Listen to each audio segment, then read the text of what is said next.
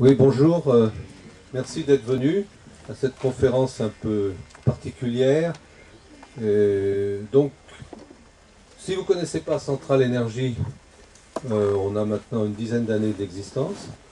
Et tous les mois, on fait une conférence sur les domaines de l'énergie, du nucléaire jusqu'au renouvelable, en passant par les fossiles et d'autres, et même la géothermie. Enfin bon. Donc voilà. Donc ça, c'est notre fonds de commerce depuis une dizaine d'années. Et bon, là, on est un peu à côté, si on peut dire, puisqu'on va parler un peu de géopolitique. Mais ça nous arrive aussi d'autres fois de parler de géopolitique, parce que l'énergie, c'est quand même un grand problème politique. Donc, il ne faut pas, on peut pas passer à côté. Euh, alors, les terres rares. Pourquoi les terres rares? Parce que, d'abord parce qu'on en parle beaucoup, parce que et aussi on introduit, enfin en particulier la presse de temps en temps, d'un seul coup, on s'en empare et introduit des peurs en disant, ben voilà, on va plus pouvoir faire ceci, on va plus pouvoir faire cela. C'est quelque chose qui est assez compliqué. Euh, Monsieur Berger vous expliquera quand même euh, ben, là où on en est. Et puis, alors on a parlé de la Chine, on a beaucoup parlé de la Chine, mais d'un seul coup, vous savez, comme toujours en, dans la technique, il y a l'économie derrière, et d'un seul coup, les prix peuvent monter, peuvent descendre, et les technologies varient énormément. Alors, les terres rares, je vais vous faire une introduction. Moi, je ne suis pas du tout un spécialiste des terres rares, mais j'ai été regarder un peu parce que je m'intéresse plutôt aux énergies renouvelables. Et on dit, ah, à cause des terres rares, on ne va pas pouvoir développer les énergies renouvelables. Bon, vous allez voir, c'est quand même pas tout à fait exact, parce qu'on est quand même suffisamment inventif pour arriver à trouver des solutions alternatives. Mais bon, il y a des goulots d'étranglement. Et je vous montrerai, vous verrez que ce n'est pas uniquement dans ce qu'on appelle les terres rares qu'il y a des goulots d'étranglement. Et peut-être qu'il ne faut pas uniquement penser aux terres rares en elles-mêmes, mais aussi aux autres qui sont aussi rares. Donc, les terres rares sont donc un ensemble de 17 éléments chimiques qui ont des propriétés particulières. C'est pour ça bon, qu'elles sont utiles dans un certain nombre de domaines, pas seulement pour les énergies renouvelables, mais également dans votre téléphone portable. Hein, il y en a, et ce qui suscite par derrière beaucoup de conflits. Enfin, tous les problèmes du Congo en particulier, c'est quand même un peu lié à ça. Hein.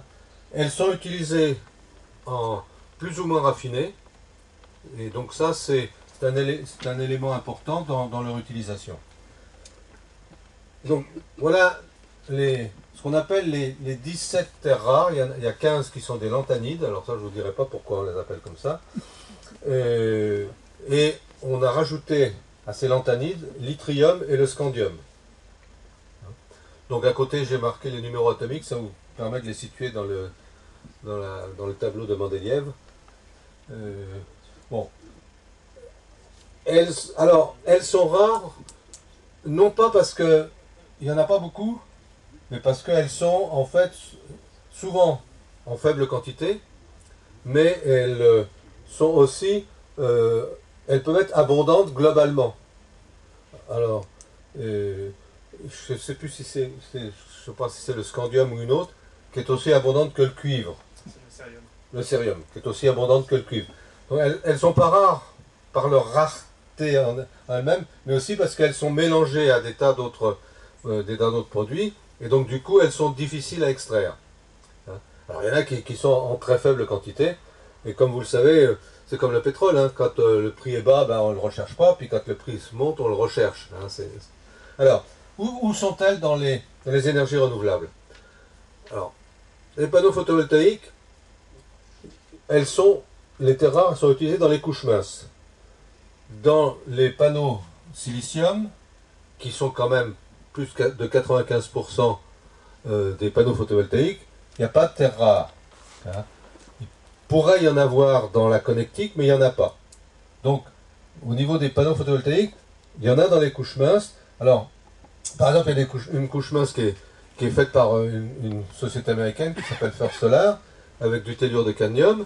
Donc là, effectivement, on approche des produits qui sont un peu plus rares que quand on a des panneaux tout simples au silicium.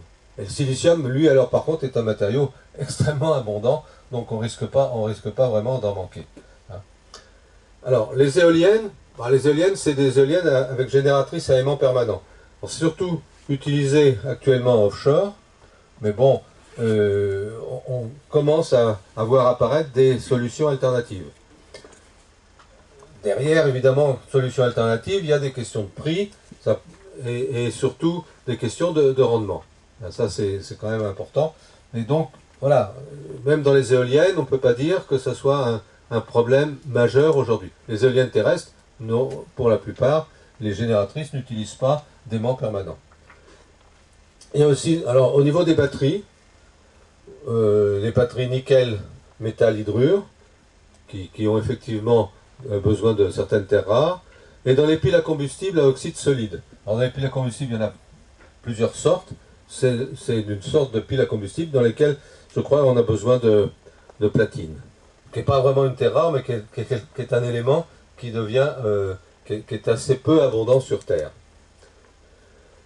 Si vous voulez en savoir plus, il y a une étude qui a été réalisée par l'Union européenne. Je vais vous montrer ces résultats. Voilà, c'est une étude un peu vaste pour savoir où on peut avoir des goulots d'étranglement. Et c'était assez intéressant. Bon, on voit que les terres rares ont un goulot d'étranglement important, hein, mais on a aussi d'autres éléments comme le graphite, qui est un élément qui est aussi avec un problème dont quand ils disent medium high, c'est parce que on pense que ben, effectivement il n'y a pas une quantité importante. Il y a le platine aussi. Le platine est un élément qui n'est pas tellement abondant, mais vous en avez plein d'autres. Alors c'est une étude importante qui a permis d'essayer de cibler là où il faut effectivement faire porter l'effort pour que en Europe on ne se retrouve pas coincé dans le développement particulier d'un certain nombre d'éléments. Alors c'est pas que on a vu les énergies renouvelables, il y en a peu, mais il y a toutes les autres technologies qui utilisent des terres rares, et, comme je le disais tout à l'heure, les téléphones portables. Donc, M. Berger va vous expliquer un peu, dans ces terres rares, quelle est la géopolitique et comment ça se passe aujourd'hui, comment ça peut se passer dans le futur. Bonsoir à tous, merci d'être venus m'écouter ce soir. Merci notamment à Centrale Énergie pour m'avoir permis de présenter, et à M. Meneuf qui m'a présenté à Centrale Énergie. Donc je vais vous parler du marché des terres rares et notamment du marché en 2015, même si ça ne va pas être bloqué sur l'année 2015.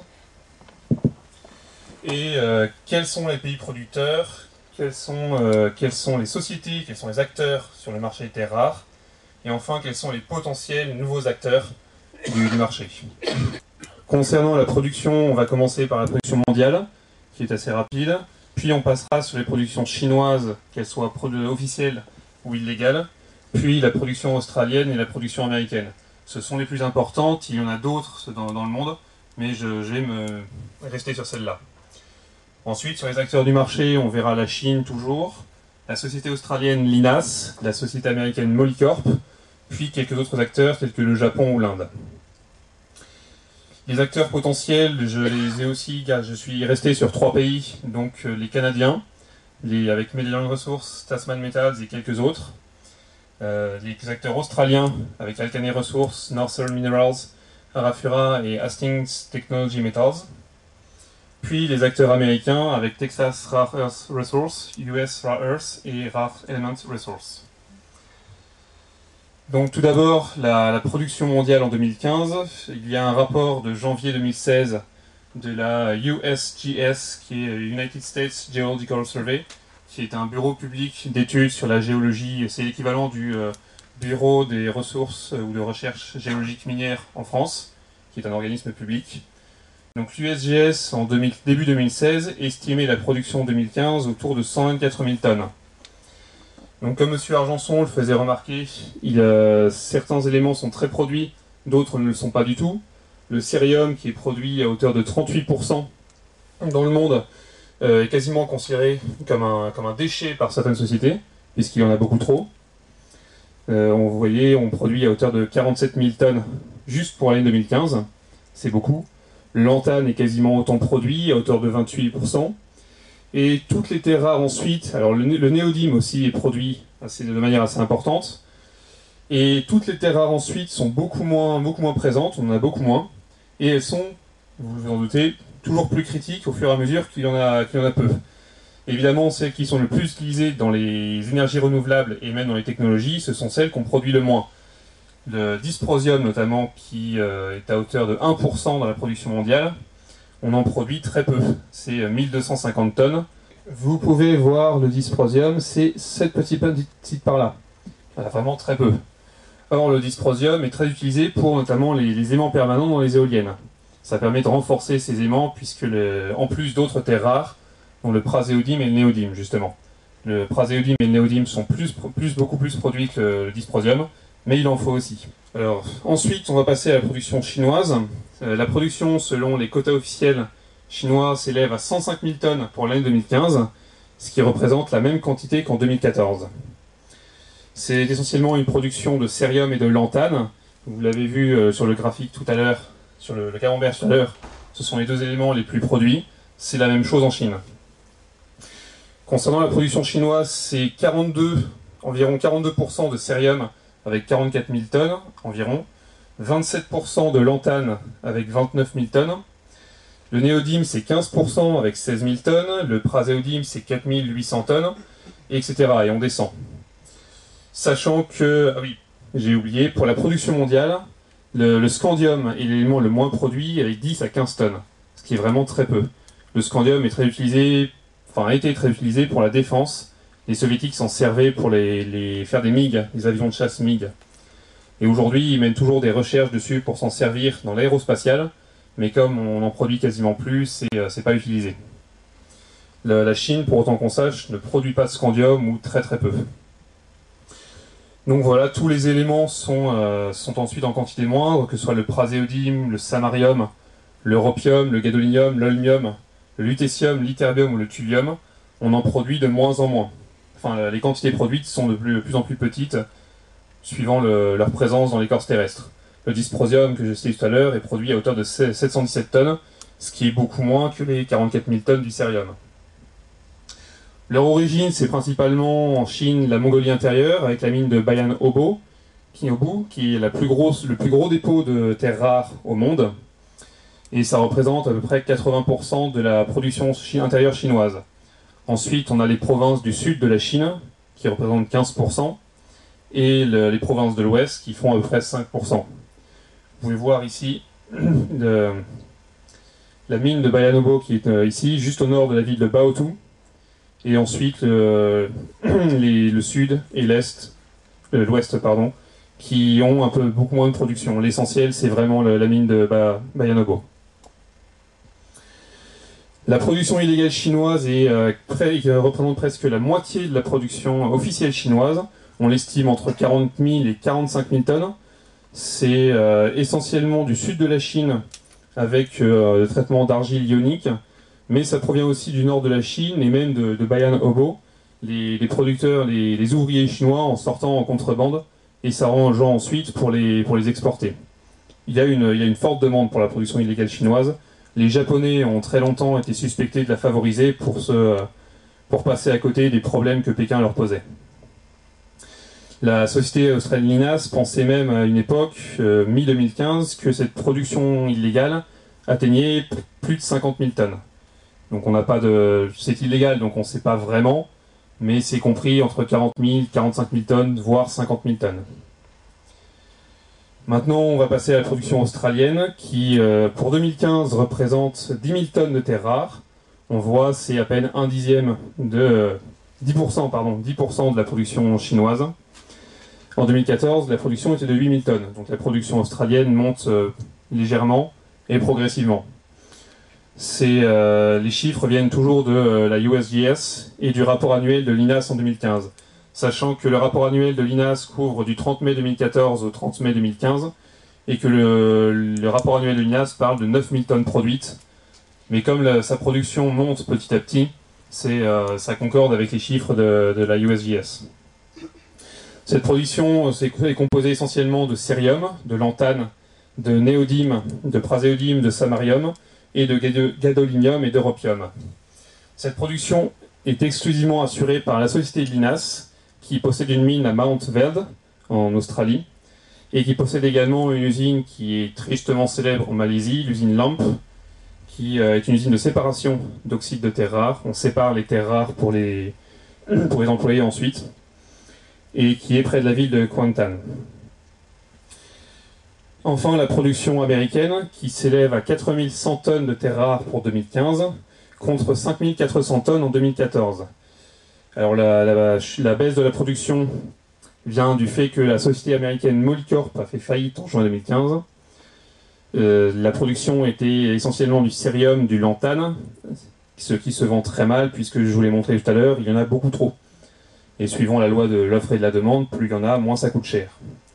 Bon, il y a aussi des quantités moindres de néodyme, de samarium et d'europium, qui sont des éléments beaucoup plus demandés, mais peu produits en Amérique. Donc la production vient essentiellement de Molycorp, qui est de sa mine de Californie à Mountain Pass, que je vous montrerai tout à l'heure. Sachant qu'en dehors de Lynas et de Molycorp, jusqu'ici, et les Chinois, il n'y a aucun autre producteur de terres rares, que ce soit en Amérique, en Australie, au Canada ou ailleurs. Il y a quasiment personne n'en fait, ou alors c'est juste des tests, aucune vraie production industrielle. Maintenant, on va passer aux acteurs. Et tout d'abord, la Chine. Sachant que la Chine est très impliquée sur le secteur des terres rares, que ce soit au niveau de l'industrie et même de l'État. Quoiqu'en Chine, ça se confond souvent. Il y a un fort intérêt de l'État chinois pour les terres rares depuis très longtemps, puisque ça remonte à Deng Xiaoping, qui était le chef du Parti communiste et donc de l'État chinois il y a déjà plus de 50 ans, et qui disait que les terres rares sont à la Chine ce que le pétrole est au Moyen-Orient. Et donc la Chine a développé toute une stratégie de production, d'extraction des terres rares pour dominer le marché. Sachant que dans le même temps, les États occidentaux n'ont jamais adopté de vraie politique d'approvisionnement. Et donc la Chine a beaucoup d'avance dans ce domaine, pas au niveau des techniques, mais de la volonté politique, puisque ça fait beaucoup de temps qu'elle investit dans ce domaine-là, qu'elle est sur ce domaine-là. Donc elle est présente, elle représente 85% de la production mondiale, ce qui est énorme. Enfin, 85% c'est une estimation. Il y a quelques années c'était 90%, mais ça fluctue toujours entre 80 et 90. Là ça devrait monter puisque Molycorp s'est écroulé et ne produit plus de terres rares. La Chine a adopté, dès Deng Xiaoping, une politique de recherche et de développement, donc notamment sur les technologies de séparation de terres rares, pour pouvoir en produire et dominer le marché. Ils ont également envoyé des étudiants à l'étranger et en Amérique, surtout, pour étudier les terres rares auprès des Américains qui, à l'époque, étaient les leaders du marché, et ensuite rapatrier tout ce savoir chez eux. Ce que les Américains ou les Européens, même les Japonais, n'ont pas fait. Et ensuite, les Chinois profitent du faible coût de production et de main-d'œuvre. Ils en ont profité dans pas mal de domaines d'industrie. Ils en profitent aussi sur le marché des terres rares. Et ils en ont profité pour étendre leur industrie, pour l'améliorer et pour inonder le marché avec leurs terres rares. Ça leur coûte moins cher de produire, donc ils peuvent les vendre moins cher. Et enfin, les Chinois ont aussi profité du fait que leurs normes environnementales, ils ne les respectent pas forcément, si tant est qu'ils en aient à l'époque. Même aujourd'hui, ils les violent assez allègrement quand ça les arrange. Donc ils ont pendant très longtemps négligé le facteur environnemental, puisque les terres rares à produire, c'est très polluant, c'est extrêmement polluant, c'est utilisé pour les énergies renouvelables, mais c'est extrêmement polluant quand on produit. Près de la mine de Bayanobo, boire de l'eau, c'est se condamner à mort en moins de 10 ans. C'est dire le niveau de pollution. Alors les Chinois ont commencé à en prendre conscience et à resserrer un peu la vis pour éviter de trop grosses catastrophes, mais le mal est déjà fait sur un certain nombre de territoires. En Chine, il y a 6 producteurs majeurs. Il y en avait avant une foultitude qui ont quasiment disparu ou qui sont en train de disparaître, puisque à l'origine, l'État chinois, le gouvernement, a favorisé les industries qui se lançaient dans le domaine, et maintenant ils essaient de récupérer le contrôle total sur cette industrie, et donc les 6 producteurs qui sont cités ici ont reçu la charge de l'État chinois de racheter tous les autres et de s'occuper de toute la production. Donc on a le China Northern Rare Earth Group qui s'occupe de la mine de Bayanobo, la China Mine Metals, la Chinalco, le Guangdong Rare Earth Corp, le China South Rare Earth Group qui est une filiale du Guangzhou Rare Earth Group qui s'occupe de beaucoup d'autres produits miniers, et le Xiamen Tungsten Group qui s'occupe aussi de tungstène, qui est également, comme monsieur Argenson l'a dit, un matériau critique. Donc, concernant la politique chinoise, récemment, ils avaient instauré en 2010 des quotas et des taxes à l'exportation qui visaient tous les États du monde, et notamment la Chine, le Japon, pardon. Contre ces taxes, l'Union européenne, début 2012, a porté plainte devant l'Organisation mondiale du commerce, puis a été suivi du Japon, des États-Unis et du Canada pour cette plainte. Ce qui fait qu'en août 2014, il y a eu un jugement de l'OMC en faveur des requérants et que la Chine a dû mettre fin à ses quotas d'exportation. Ces quotas d'exportation portaient sur la quantité, donc, qui était limitée à 30 000 tonnes par an, la quantité exportée vers les pays occidentaux et vers le Japon. Et quant aux taxes, elles portaient elle aussi sur la quantité qui était exportée. Pour répliquer à cela, la Chine a mis à partir de 2015 mis en place un système de licence sur 75 produits issus des terres rares et donc un système de licence de production. Pour produire tout cela, les aimants, tout ce qui concerne les terres rares, il faut avoir une licence du gouvernement. Elle a également mis en place un système de quotas de production, donc les 105 000 tonnes par an dont je vous ai parlé tout à l'heure, et un système de taxes sur la valeur des exportations. Avant c'était sur la quantité, maintenant c'est sur la valeur. Sachant que cette taxe porte, suivant la valeur, ça fait entre 15% et 25% de la valeur de l'élément exporté, ce qui peut finir par faire beaucoup. Concernant la production chinoise, elle est effectivement très importante. Néanmoins, ils ont beaucoup de problèmes en ce moment. D'abord, il y a la crise économique qui secoue la Chine. Mais vu qu'ils ont inondé eux-mêmes le marché avec des terres rares à bas prix, les prix se sont écroulés depuis 2011. Et aujourd'hui, 90% des producteurs chinois ne font même plus de profit. Ils produisent à perte. C'est un rapport chinois de l'ACREI, c'est l'Association of China Rare Earth Industry, donc l'association des producteurs chinois de terres rares, une association officielle, qui affirme que 90% des producteurs chinois ne font plus de profit, ce qui est quand même assez dangereux pour eux. Ils ont également, je vous en ai parlé, des dégâts environnementaux très importants et une production illégale très importante. Pour vous donner une idée des problèmes de la production illégale, c'est qu'ils la combattent énormément. Il y a de nombreuses politiques chinoises pour combattre cette production illégale. Et en même temps, leur politique de quotas favorise cette production illégale, puisque les quotas imposés par la Chine sont inférieurs seulement à la demande chinoise. Donc pour vous donner une petite idée, la demande chinoise pour le néodyme et le praséodyme s'élève à 30 000 tonnes, un peu plus de 30 000 tonnes annuelles.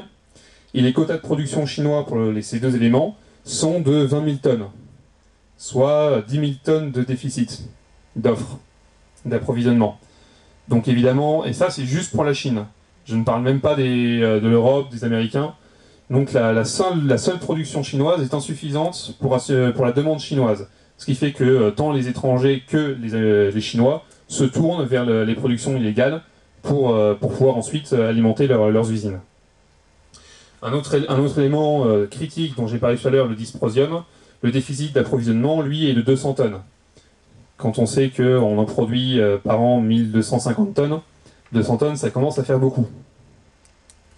Donc voilà, il y a à la fois une politique de lutte contre la production illégale, mais en même temps, leur propre politique de quotas favorise cette production illégale. Donc c'est l'un des 3 gros problèmes qui affectent la production chinoise, qui reste tout de même pour l'instant en état de quasi-monopole sur le marché. Il ne faut pas se faire d'illusions. En dehors des Australiens actuellement, il n'y a que les Chinois qui produisent. Donc même s'ils ont des problèmes, c'est pas demain la veille, en tout cas pas directement, que ça risque de changer. Maintenant, on va passer aux Australiens et à Lynas Corporation. C'est une société australienne qui, au départ, ne faisait pas de terres rares, a été fondée en 1983 et se concentrait au départ sur les activités aurifères. Ça a basculé à partir de 2001 où l'INAS a vendu sa branche aurifère et s'est concentré sur les terres rares. Donc l'INAS s'occupe de la mine de Mount Weld en Australie occidentale, que vous pouvez voir ici. Et ensuite, elle expédie, la production à Mount Weld a commencé en 2012, novembre 2012 pour être précis. Et la cargaison de terres rares est expédiée ensuite en Malaisie, dans la ville de Kuantan, près de la ville de Kuantan, dans l'usine LAMP, qui s'occupe de la séparation des terres rares.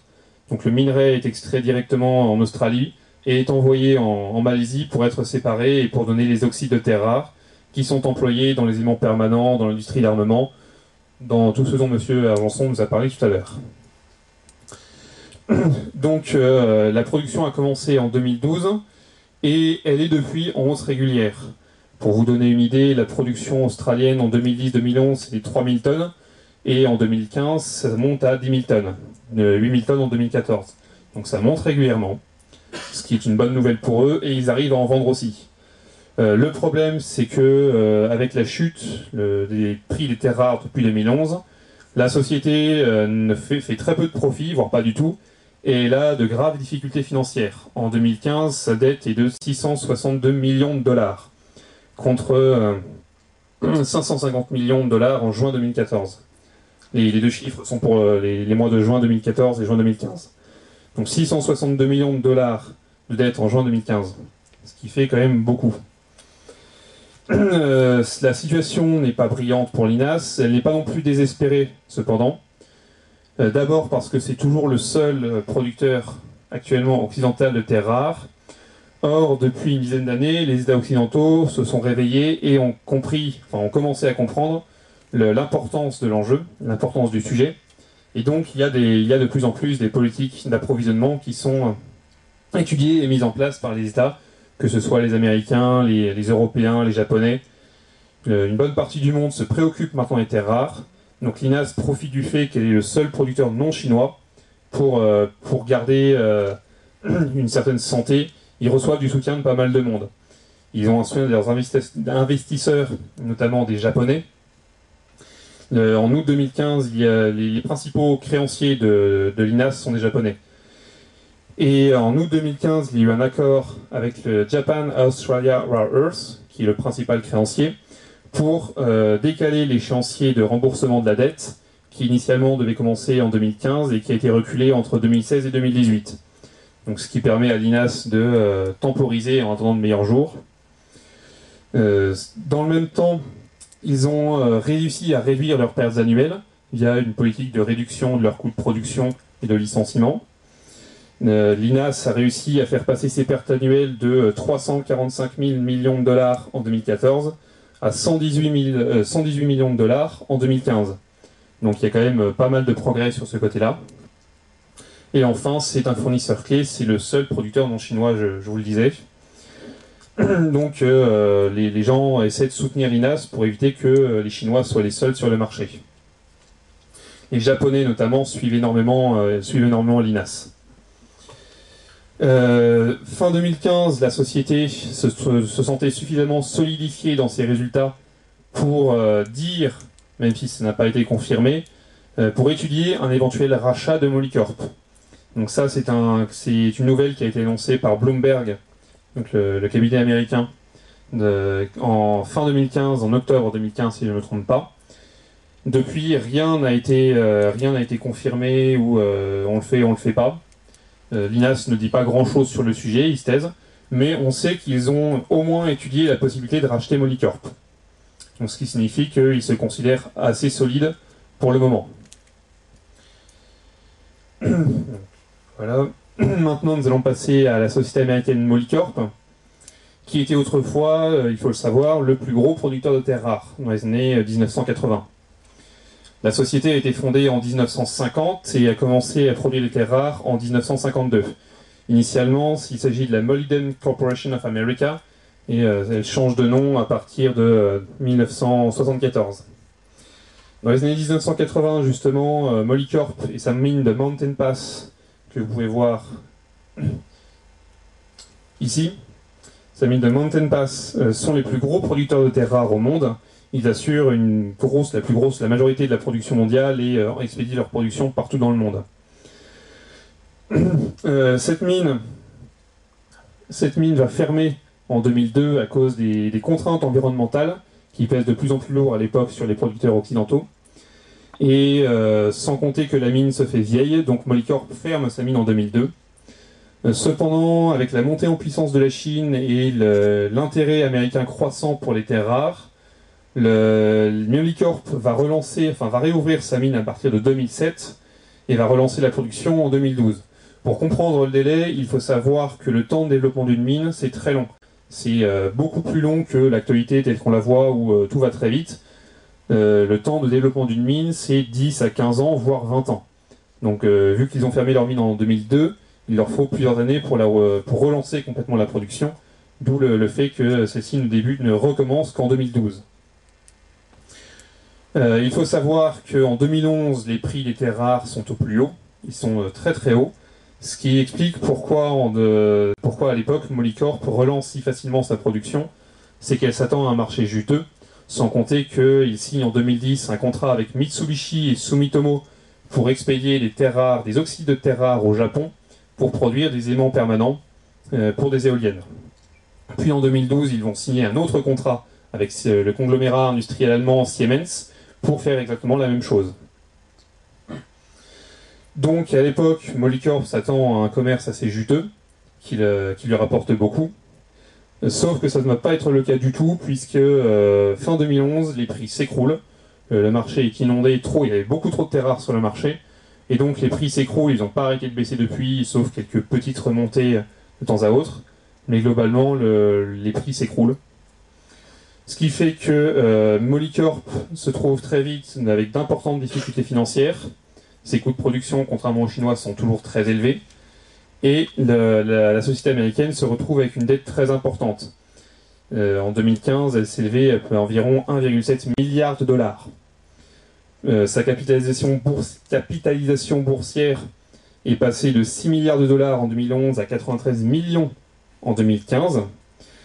Et ses actions n'ont pas cessé de baisser depuis le 2011. Elles sont passées en dessous de 1 dollar depuis novembre 2014. Ce qui fait que en mai 2015, Molycorp a été radié de la New York Stock Exchange. Pour être coté à la New York Stock Exchange, il faut que les actions d'une société soient supérieures à 1 dollar pendant 1 mois sur une période de 6 mois. Comme les actions de Molycorp sont tombées en dessous de 1 dollar en novembre 2014, elle a été radiée de la bourse américaine en mai 2015. Ce qui évidemment n'arrange pas sa santé financière. Donc, dès juin 2015, donc, Molycorp va se placer sous la protection de l'article 11 de la loi américaine sur les faillites, et ce qui permet de geler momentanément sa dette et de faire des études, des audits, pour voir comment elle va la payer, qui vont être les créanciers prioritaires, et comment faire pour essayer de sauver l'entreprise. Donc ça lui permet de sauver temporairement la société. Dans le même temps, Molycorp va continuer sa production à Mountain Pass, qui reste toujours sa seule mine. Mais justement, c'était le but d'un accord qui avait été signé à l'époque avec ses créanciers qui lui fournissaient un prêt d'argent pour continuer la production de terres rares, ce qui aurait permis de mieux rembourser sa dette. En août 2015, la société va placer sa mine de Mountain Pass en maintenance, donc elle arrête complètement la production, elle ne la ferme pas. Donc elle continue d'entretenir les outils de production, d'entretenir les machines, mais elle ne produit plus rien. C'est juste en maintenance et on ne ferme pas, dans l'option où on arriverait à avoir suffisamment de liquidité pour reprendre rapidement et recommencer. Molycorp avait signé entre-temps un accord de restructuration de sa dette avec ses plus importants créanciers pour essayer d'étaler la dette sur le temps et de s'en sortir. Donc Molycorp a affiché une volonté d'essayer de sortir de la faillite, mais pour le moment on a peu d'informations. Molycorp garde beaucoup de choses secrètes du moins au grand public, pour ne pas essayer de se voir racheter par d'autres sociétés. Je vous ai parlé de l'INAS tout à l'heure. Il pourrait y en avoir d'autres. Donc le Molycorp communique peu, mais elle a au moins affiché une volonté de sortir de la faillite et de recommencer à produire. On ne sait pas si ce sera possible. Pardon. Donc, autre acteur moins important et qui ne produisent pas, on a le Japon. Mais eux, ce sont des consommateurs de terres rares. Ils en consomment énormément. Tout le monde ici, je pense, sait que le Japon produit énormément de produits de haute technologie. Tout ce qui est smartphone, ordinateur, voitures électriques aussi. Les terres rares sont utilisées dans les voitures électriques. Donc le Japon est un consommateur important de terres rares. Vous avez sur le tableau suivant quelques quantités. En 2014, ici, le Japon a importé 22 000 tonnes de terres rares. Ils en ont importé en 2008 34 000 tonnes. Ça baisse un peu, mais ils en importent toujours beaucoup. Sachant qu'initialement, le Japon dépendait énormément de la Chine pour ses importations. Pour revenir au tableau, la part de la Chine en 2008 s'élevait à 90%. Aujourd'hui, c'est plus que 59%. Juste au niveau des quantités, ça augmente un peu plus, puisque les Japonais augmentent plus de terres rares. Mais au niveau du pourcentage, le Japon s'éloigne de la Chine. Ça s'explique surtout par le fait que les conflits sino-japonais sont de plus en plus fréquents. Des conflits de territoire sur les zones maritimes, sur un certain nombre d'îles en mer de Chine. Et en 2008, notamment, les Japonais avaient arrêté un capitaine de bateau pêcheur chinois. Et en échange, les Chinois avaient bloqué totalement les exportations de terres rares vers la Chine. C'est un épisode qui est assez connu. Alors ça n'a pas été officiel, mais ça a été très vite confirmé par les industriels japonais qui ne recevaient pas leurs achats. Donc suite à cet épisode, les Japonais se sont convaincus qu'il fallait aller voir ailleurs et que acheter 90% d'une production à un seul État, c'est vraiment pas une bonne idée. Depuis lors, les Japonais se sont beaucoup investis dans la recherche et le développement, dans tout ce qui est exploration également. Ils ont monté pour cela, alors ça devait déjà exister à l'époque, mais ils ont mis sur le sujet ce qu'on appelle le JOGMEC, qui est la Japan Oil Gas Metals National Corporation, qui s'occupe en fait de fournir un soutien aux industriels japonais pour trouver de nouvelles sources d'approvisionnement. Le JOGMEC est très impliqué avec l'INAS notamment. Ils sont aussi impliqués dans un certain nombre d'explorations au Kazakhstan, et il y a pas mal de recherches. Les Japonais font aussi des recherches pour l'exploration et la production sous-marine de terres rares. Les fonds marins recèlent de métaux précieux et de terres rares. Donc on essaye actuellement un peu partout dans le monde. Les Français sont pas mal avancés dans le domaine, les Japonais aussi, les Allemands travaillent dessus, les Américains. Donc les Japonais bossent dessus. Cette production, cependant, ne devrait pas avoir le jour très vite. Ça pose pas mal de problèmes, et notamment au niveau de la pollution. Et un autre domaine où les Japonais et d'autres vont voir, c'est de l'espace. La production de terres rares à partir d'astéroïdes. Alors là, c'est pas tout de suite non plus, surtout que lancer un satellite ou des fusées dans l'espace, ça coûte très cher. Donc réussir à faire une production, et c'est une méthode, réussir à faire une production rentable de terres rares à partir d'astéroïdes, c'est pas avant 20, 30, voire 50 ans. Peut-être même plus. Là, s'avancer, c'est risqué. Néanmoins, ça commence déjà, puisque les Américains ont récemment, il y a quelques mois, autorisé, alors c'est l'administration Obama, qui autorise les industriels à affirmer leur possession sur tel ou tel astéroïde pour faire de la production dessus. Ils ne peuvent pas encore le faire, mais l'administration a dit aux industriels, vous pouvez y aller. Si vous voulez, vous pouvez aller dans l'espace et exploiter ces trucs-là. Donc on n'a peut-être pas une guerre de l'espace encore, mais parce que beaucoup d'autres pays ont râlé en disant il y a des traités sur l'espace et tout, normalement vous n'avez pas le droit de faire ça. Les Américains ils s'en foutent un peu et ils ont dit on y va. Il n'y a pas encore de guerre, mais ça pourrait nous refaire la guerre des étoiles avec les terres rares. En dehors du JOGMEC, pas mal d'industriels aussi sont concernés. Le Japon étant un gros consommateur, il bosse vraiment beaucoup dessus. Un autre acteur, c'est l'Inde. L'Inde n'est pas un très gros producteur de terres rares. Ils en font 3000 tonnes par an, ce qui n'est pas beaucoup. C'est moins qu'il y a une dizaine d'années, mais ça pourrait augmenter. Notamment parce que l'Inde s'est rendu compte, il y a aussi quelques années, que dépendre de la Chine, c'est pas une bonne idée. La Chine bloque, pas entièrement, mais bloque un peu les exportations de terres rares vers l'Inde, qui s'en sert dans son industrie de défense. Et comme l'Inde concurrence de plus en plus la Chine sur un certain nombre de problèmes géopolitiques, la Chine commence à serrer le verrou, ce qui ne plaît pas du tout aux Indiens. Ce qui est particulier en Inde, c'est qu'ils veulent développer une production nationale à partir de sables de monazite, qui sont des sables qui... c'est pas un minéraux, mais c'est un déchet qui provient justement du traitement des minéraux, de beaucoup de minéraux, ou même on peut en trouver sur les plages, enfin pas partout, mais on peut en trouver un peu. Et donc on peut extraire des terres rares à partir de sables de monazite. En Inde, c'est la Indian Rare Earth qui a pas mal d'expérience dans le traitement de ce sable, qui s'en occupe. La production pourrait commencer dans les années 2017-2018, c'est pas certain. Mais c'est quelque chose qui pourrait voir le jour quand même. L'Inde, d'après un certain nombre d'experts, serait un pays à surveiller. Et enfin, juste pour le petit côté français, nous en France, on n'a pas de terres rares.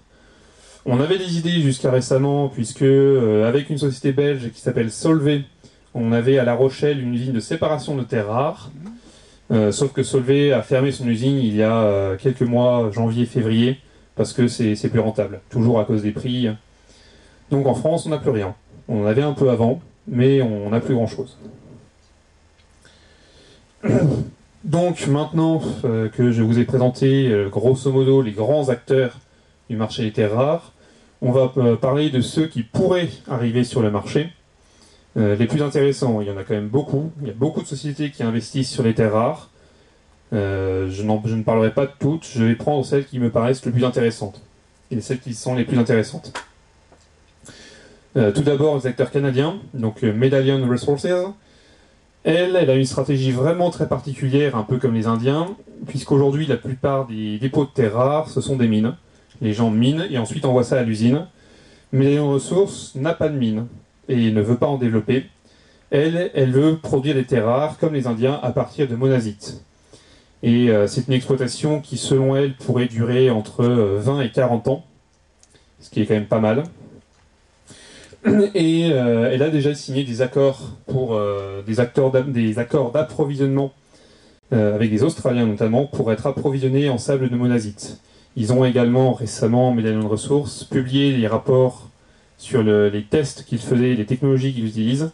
Ils arrivent en laboratoire à récupérer environ 91% des terres rares qui sont dans la monazite. Donc ça pourrait être assez intéressant.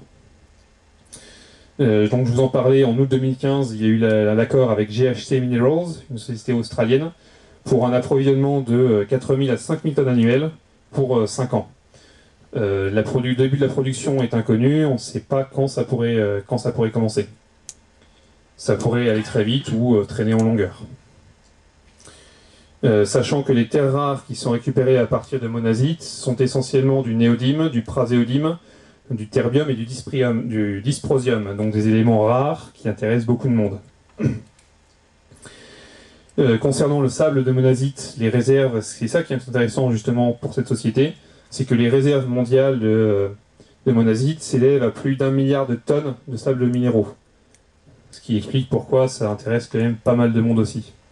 C'est beaucoup de sable à exploiter, l'exploitation pourrait durer un certain temps.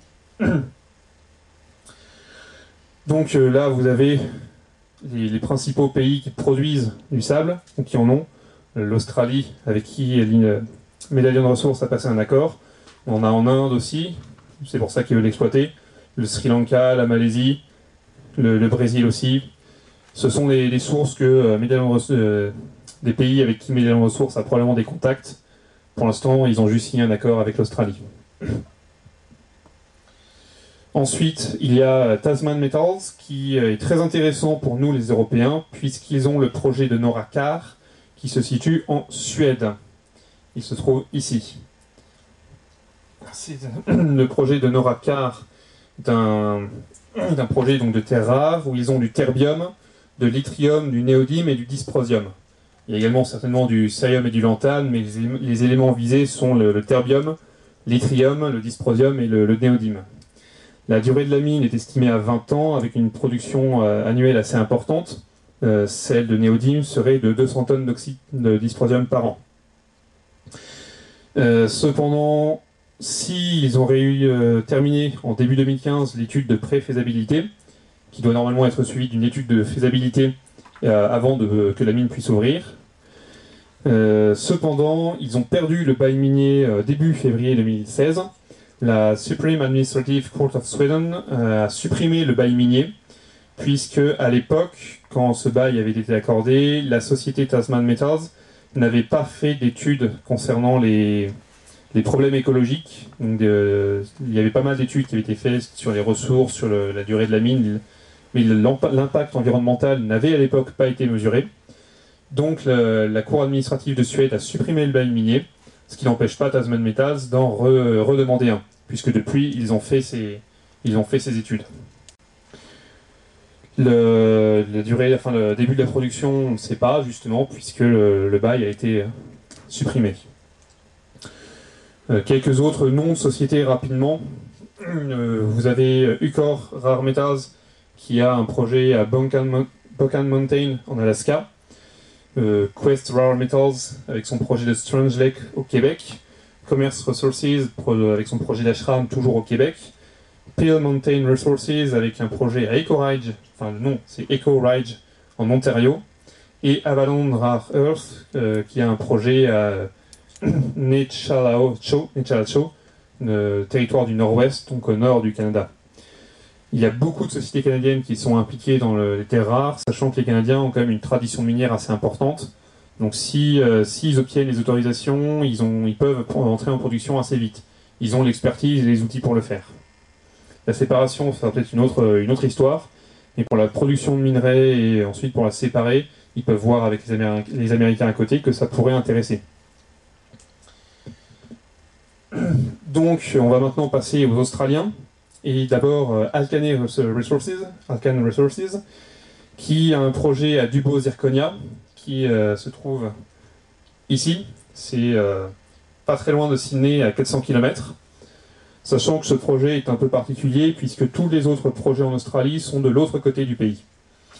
Donc le projet Dubbo-Zirconia consiste à exploiter une ancienne coulée de lave.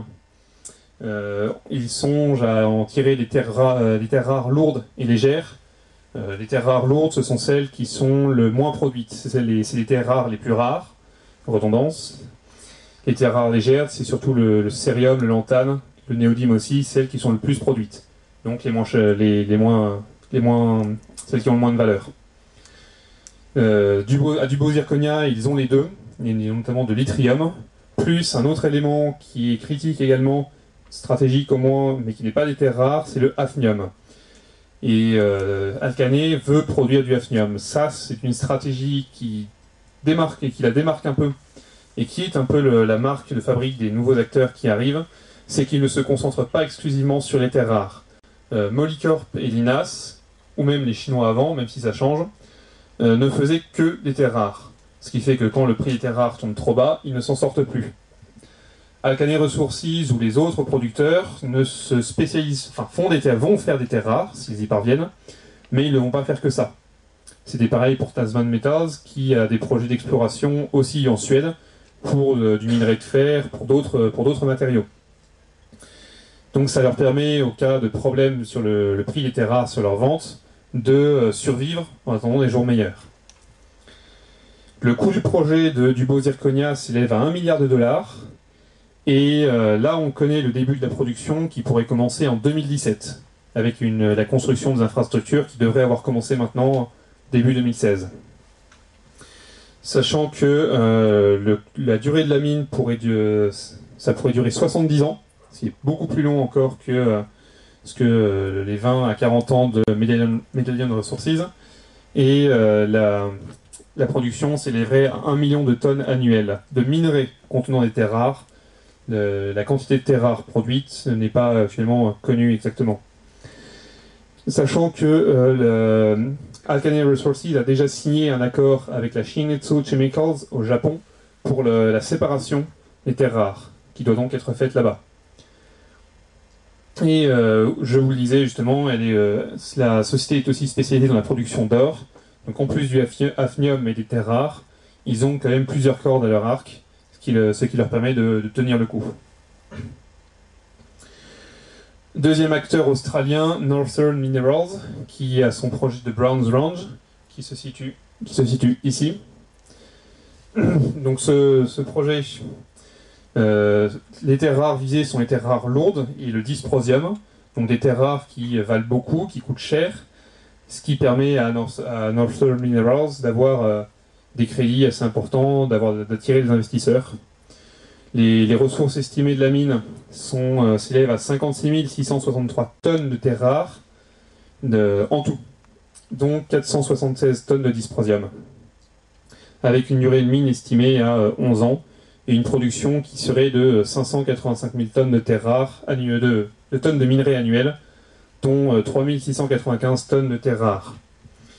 L'étude de faisabilité définitive, donc la dernière avant le commencement des travaux pour la construction de la mine, a été achevée en février 2015 par la société. Donc ils sont quand même assez proches de commencer la production, qui elle aussi, comme pour Alkane Resources, pourrait commencer en 2017. Vous avez ici un tableau récapitulatif qui donne le pourcentage des oxydes de terre rares dans le minerai, donc ce qui est de 0,63%.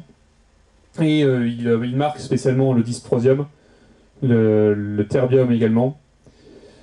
Donc c'est vous dire à quel point ces éléments-là, les trois éléments, notamment le dysprosium, sont considérés comme critiques et importants par les producteurs et les consommateurs.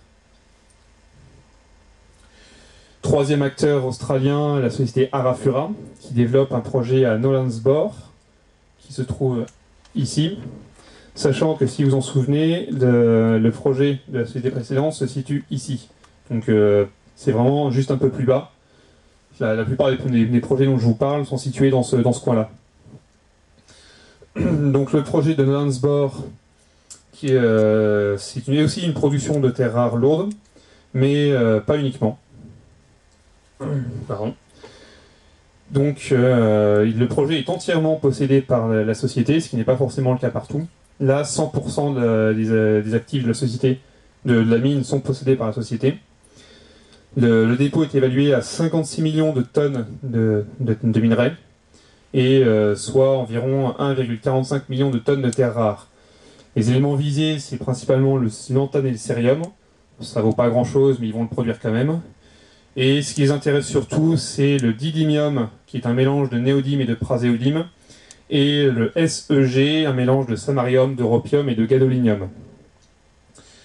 Sachant que les terres rares peuvent être employées mélangées ou séparées. Monsieur Argenson en parlait un peu tout à l'heure, on peut les employer mélangées si on utilise leurs propriétés chimiques, qui sont assez semblables. Elles ne sont pas toutes identiques, mais elles sont assez semblables d'une terre rare à l'autre. Donc si on les laisse mélanger, ça pose pas trop de problèmes. D'où le fait que la production se concentre sur du didymium et pas du néodyme et du praséodyme séparés.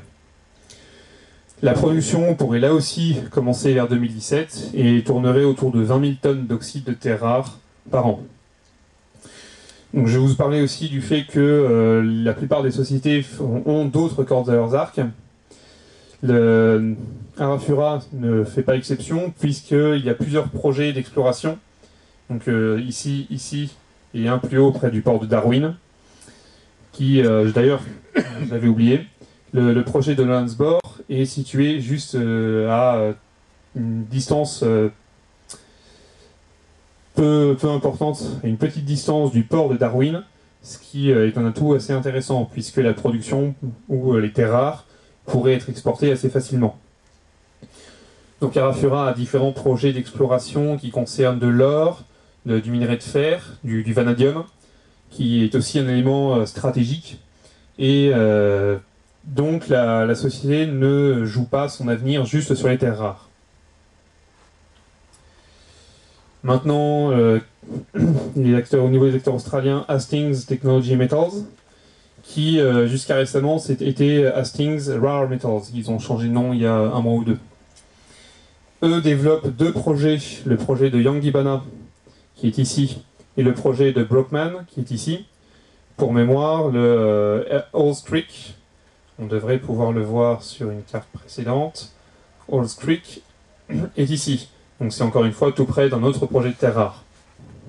Donc Yangibana et Brockman, le plus important c'est le projet de Yangibana. C'est surtout celui-là dont je vais parler. Donc Yangibana et Brockman. Le projet de Yangibana contient des ressources de minéraux estimées à environ 3,96 millions de tonnes et contenant environ 1,59% de terres rares, soit une quantité d'environ 62 900 tonnes de terres rares. Ce qui fait la particularité du projet, c'est qu'il y a une production possible de pardon, j'ai sauté. Non. Donc voilà, il y a des ressources très importantes, 103 000 tonnes au total d'oxyde de terre rare, dont 23 500 tonnes de néodyme, 6 600 tonnes de praséodyme, 625 tonnes d'europium et 360 tonnes de dysprosium. L'europium, au passage, est aussi un élément très recherché qui est produit en petite quantité. Pour mémoire, la production mondiale d'europium est actuellement de 370 tonnes. Donc juste avec son projet de Yangibana, Hastings Technology Metals pourrait doubler la production mondiale d'europium. Si tant est qu'ils y arrivent. Donc, la société mène actuellement une étude de préfaisabilité qui doit être achevée au cours du semestre qui arrive. Il devrait la rendre fin avril, dans les semaines qui viennent. Et on ne sait pas quand commencera la production. C'est aussi un dépôt, un projet à suivre, c'est très intéressant. L'autre dépôt à Brockman, lui, contient surtout de l'yttrium et du dysprosium, encore une fois, et également des métaux de transition tels que le zirconium et le niobium. Ce ne sont pas des terres rares, mais c'est également assez recherché par les industriels. Donc le projet de Brockman est beaucoup moins avancé que celui de Yangibana. Hastings y mène des forages de recherche depuis 2014, mais le début de la production, si tant est qu'ils y produisent quoi que ce soit un jour, n'est pas indiqué. Nous allons maintenant... concernant les acteurs australiens, eux aussi ont une certaine expérience au niveau de la mine. Et il faut savoir que les industriels français ont pas mal de liens avec les industriels australiens. Donc si les Australiens arrivent à développer vraiment leur projet de terre rare, ça pourrait profiter aux Français. Les acteurs américains maintenant, d'abord la plus intéressante pour moi, qui est Texas Mineral Resources. Ils ont changé de nom le 21 mars dernier. Avant c'était Texas Rare Earth Resources. Eux développent le projet de Round Top qui se situe ici, juste à la frontière, c'est au Texas, à la frontière avec le Mexique. C'est pas très loin de l'agglomération d'El Paso. Donc ce projet vise, comme pour les autres nouveaux producteurs, différents éléments. Il y a de l'uranium, du beryllium, et pour ce qui concerne les terres rares, il y a le lantane, le cérium, le dysprosium, l'herbium, l'yttrium et l'ytterbium. La particularité de Round Top, c'est la possible production de scandium. 5400 tonnes annuelles. Si vous vous souvenez de ce que j'ai dit au début, durant le passage sur la production mondiale de scandium, actuellement c'est 10 à 15 tonnes par an. 5400 tonnes annuelles pourrait être la production à Round Top par Texas Mineral Resources. Ça intéresserait beaucoup de monde. Les industriels de la défense, notamment Boeing ou Airbus, qui travaillent sur le sujet, qui mènent des recherches sur le scandium, doivent suivre de près notamment ce projet. Les ressources de la mine sont estimées à plus de 500 000 tonnes d'oxyde de terre rare, en tout. Néanmoins, le début de la production est inconnu. Ce qui fait que cette société est très intéressante, c'est qu'ils ont passé en septembre 2015, et ça c'est très important, un contrat avec la US Defense Logistics Agency de la US Army pour mener des recherches sur la production de 3 éléments, l'yttrium, l'ytterbium, et le troisième n'a pas été dévoilé. Donc ça montre bien que l'administration américaine suit ce projet et espère bien le voir aboutir un jour. Puisque Molycorp étant malheureusement décédé, si tant est qu'on puisse dire ça, ils n'ont plus de production aujourd'hui et ils veulent avoir leur propre production, un approvisionnement qui soit fiable. Donc ils suivent de très près la plupart des projets et l'US Army, la US Defense Logistic Agency, a signé un contrat pour mener des recherches sur la production d'yttrium, d'ytterbium et d'un troisième élément. C'est très important. Donc vous avez là une estimation des ressources, sachant que la société a quand même pris le soin de parler des ressources de terres rares légères et des terres rares lourdes. Donc les terres rares légères sont ici, et on voit qu'il y a 82 000 tonnes de terres rares légères et 220 000 tonnes de terres rares lourdes, ce qui est plus important et donc très intéressant pour la société. Pour rappel, les terres rares lourdes sont celles qui valent le plus cher. Concernant la définition mesurée et indiquée et estimée, on parle de ressources, estimées, donc de ressources mesurées quand on a une bonne idée de la portion d'un gisement, quand la portion d'un gisement, sa masse, sa forme, ses limites et sa qualité sont connues avec une faible marge d'erreur, et les ressources indiquées, donc inferred, indicated, pardon, c'est quand la portion du gisement dont sa masse, sa forme, sa limite et sa qualité sont connues mais avec une marge d'erreur plus importante. Et inferred, c'est présumé, c'est celle qu'on pense, la quantité de minerais que l'on croit encore présente, mais on n'a aucune preuve réelle, ou très peu. Ensuite, 2 autres acteurs américains. D'abord le US Rare Earth, donc la société US Rare Earth, qui a un projet à Lemi Pass, dans la frontière entre le Montana et l'Idaho. Je suis désolé, je n'ai pas réussi à trouver de carte convenable pour vous la présenter. C'est vraiment la frontière entre le Montana et l'Idaho. Le dépôt est déjà connu pour sa richesse en thorium, et donc est déjà en partie exploité. Et ce qui est intéressant, c'est qu'il y a une présence importante d'europium et d'autres terres rares. Le début de la production est prévu pour 2017, sachant que US Rare Earth a reçu l'autorisation de rouvrir des tunnels d'extraction historiques. La mine était déjà ouverte il y a des années, pas pour des terres rares, mais pour d'autres éléments. Et donc la société va maintenant rouvrir d'anciens tunnels pour produire des terres rares.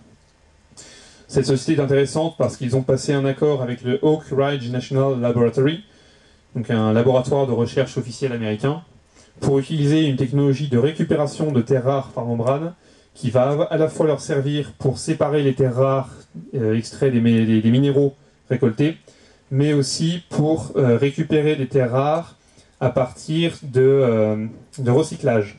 Donc, ce que Solvay faisait en France à La Rochelle, ils veulent recycler les appareils électroniques et en récupérer les terres rares, avec une technologie de récupération par membrane. Je ne peux pas vous dire beaucoup plus sur cette technologie, j'ai essayé de la comprendre pour vous la présenter, et la seule chose que j'y ai gagné, c'est un mal de tête épouvantable. Et surtout qu'en plus c'est en anglais, enfin eux ne présentent leur technologie qu'en anglais, donc le vocabulaire technique en anglais, c'est pas évident à comprendre. Enfin, 3e acteur possible aux États-Unis. Il y en a d'autres, mais ce sont ces 3-là que je vais vous présenter. La société Rare Element Resources, qui a un projet à Vinci, justement, j'avais réussi à trouver une carte. Donc le projet de Lemi Pass est ici. Pour rappel, Mountain Pass est ici. Lemi Pass se trouve ici. Et donc le projet de Rare Element Resources de Bear Lodge se situe donc aux États-Unis ici. Donc Molycorp est par là et l'autre société, Lemi Pass, est plus haut.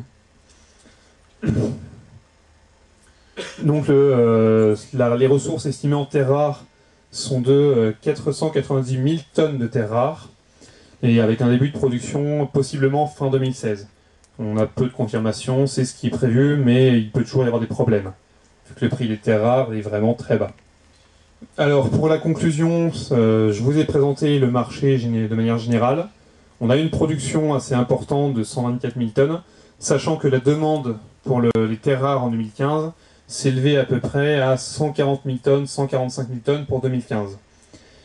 Le marché des terres rares est actuellement dominé par la Chine, à 85%, 90%, et les producteurs occidentaux ont de plus en plus de peine à survivre. Molycorp a trépassé, et l'INAS a toujours de gros soucis de trésorerie, même si ça pourrait se résoudre avec le soutien des Japonais. Néanmoins, cette domination, ce quasi-monopole des Chinois pourrait bien s'être menacé. La crise économique n'arrange pas leurs affaires, les prix bas font que leurs producteurs ne font plus de profit, et surtout il y a l'apparition des nouveaux acteurs que je vous ai présentés, avec des stratégies un peu particulières, la production à partir de sable de monazite qui pourrait vraiment être intéressante, ou une production plus traditionnelle comme Texas Mineral Resources, qui a déjà un accord avec l'armée américaine. Concernant les prix, je ne m'avancerai pas à faire des prédictions, je rappellerai juste qu'ils sont très bas.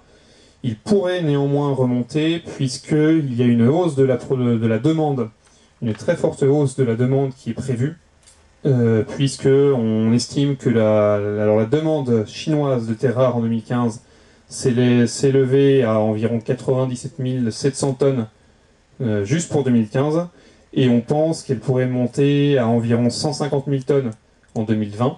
Donc c'est très important, sachant que la production chinoise actuellement, ils ne pensent pas à l'augmenter, est de seulement 105 000 tonnes. Même avec la production illégale de 40 000 tonnes, 45 000 tonnes, ils auraient du mal à rencontrer leur propre demande.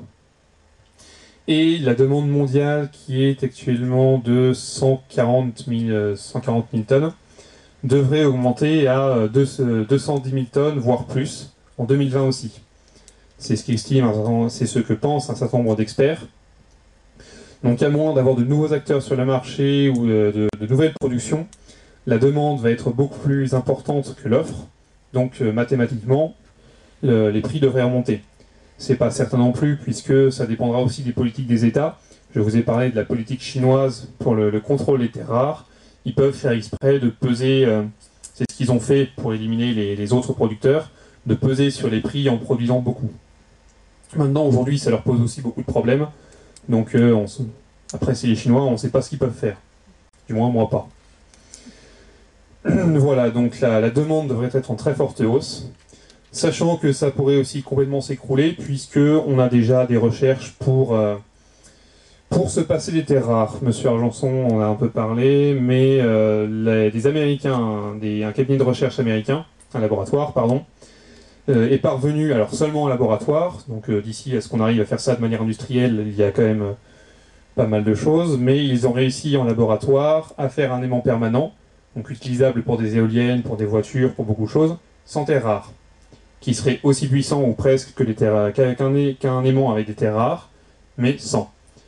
Donc finalement, la demande pourrait aussi s'écrouler complètement, puisqu'on s'en passerait.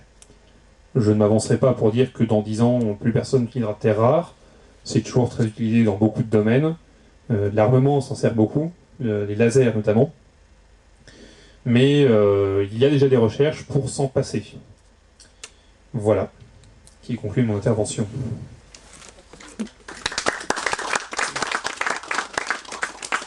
Juste concernant les sources, principalement ça vient d'agences gouvernementales et notamment de la USGS et du BRGM, des sociétés concernées comme l'INAS, Molycorp, toutes celles dont j'ai parlé.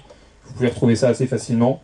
Et les médias spécialisés comme Investor Intel, Investing News, MineWeb, Mining.com, toutes ces sociétés spécialisées sur les minéraux, les minerais, les métaux, qui sont d'ailleurs très, très intéressantes. Je vous encourage à aller les consulter si vous avez l'occasion.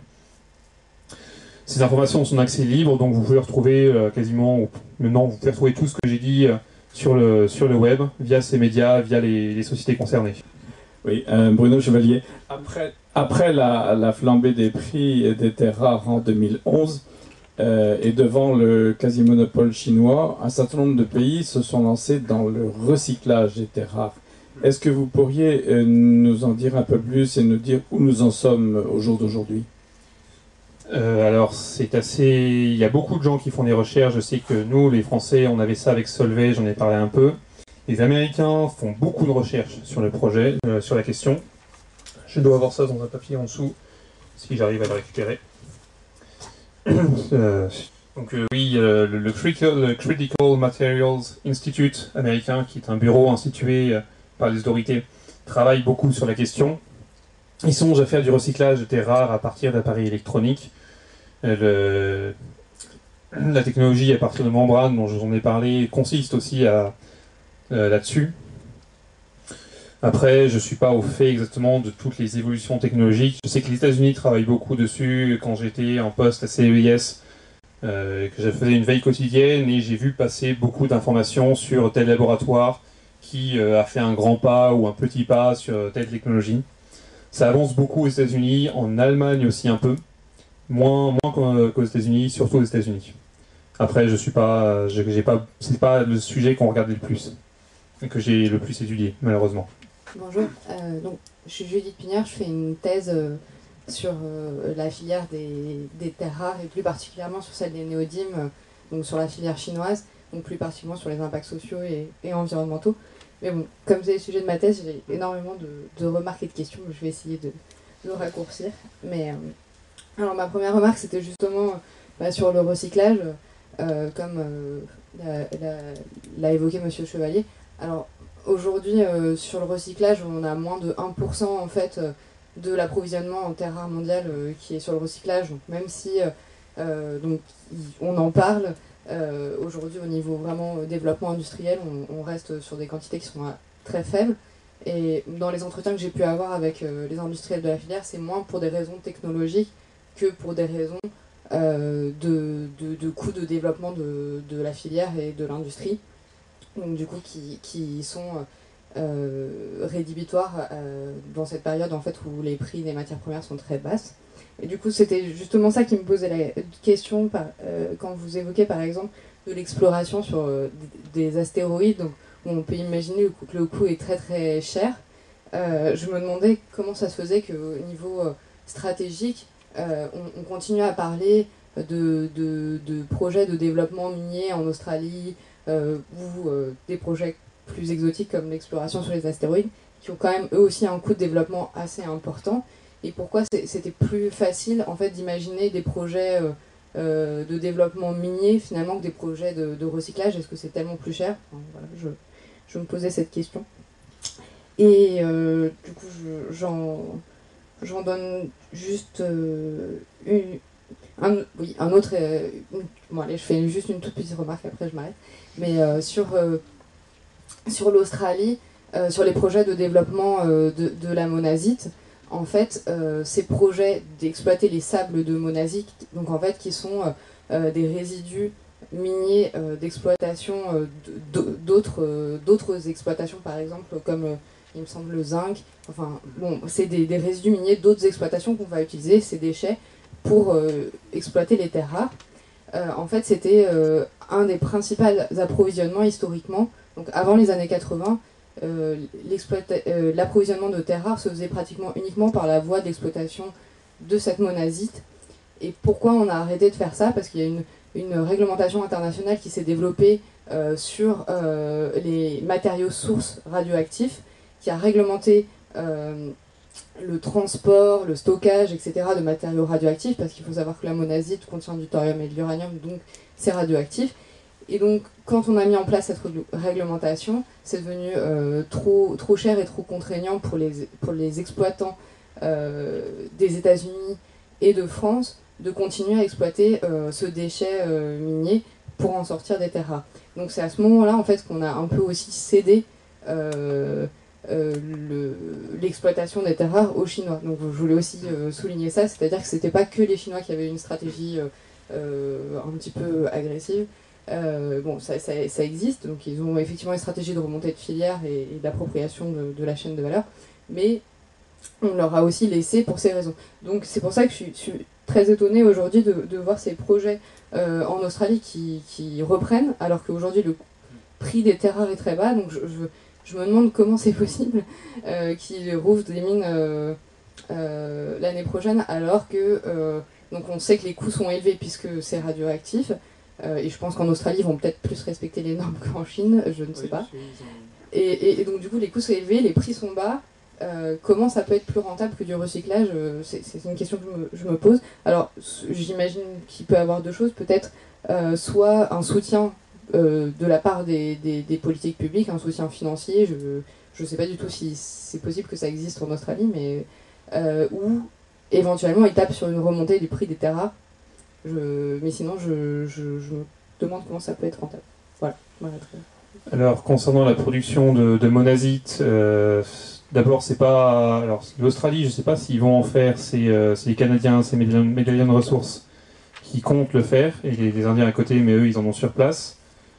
Et puis je ne sais pas s'ils seront très enclins à respecter les normes environnementales, les Indiens. Concernant les Canadiens, je sais, ils n'ont pas de début de production, ils sont toujours en train d'étudier. Ils ont mené des tests en laboratoire pour montrer qu'ils arrivent à en produire, qu'ils arrivent à récupérer les terres rares. J'ai cité quelque chose comme 91% des terres rares qui ont été récupérées. Après, ils disent toujours pas, du moins je ne crois pas, qu'ils aient annoncé un début de production à partir de monazite, parce que notamment un certain nombre d'experts reprennent ce que vous dites et que ça pourrait coûter beaucoup plus cher que prévu. Medallion Resources table sur le fait que n'ayant pas de mine et ayant juste une usine de séparation de terres rares, ça leur coûterait vraiment peu cher. Maintenant, tout le monde n'est pas d'accord, je ne dirais pas qui a raison, qui a tort. Ils sont toujours en train de mener des tests et des études, donc je ne saurais dire si ça serait une meilleure idée que de faire du recyclage ou du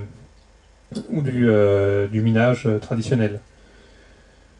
Concernant le fait le prix du recyclage, je m'y connais pas énormément.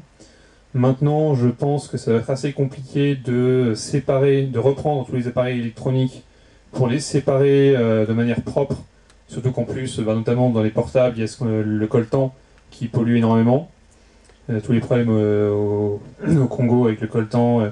Donc on a du coltan et on a aussi des terres rares qu'il faut récupérer. Il faut réussir à les séparer, ça doit être assez cher technologiquement parlant. Alors que produire des terres rares, juste les produire et les garder ensemble, donc les utiliser de façon non séparée, doit certainement coûter moins cher. Je ne sais pas exactement, je ne suis pas un spécialiste au niveau de la technologie.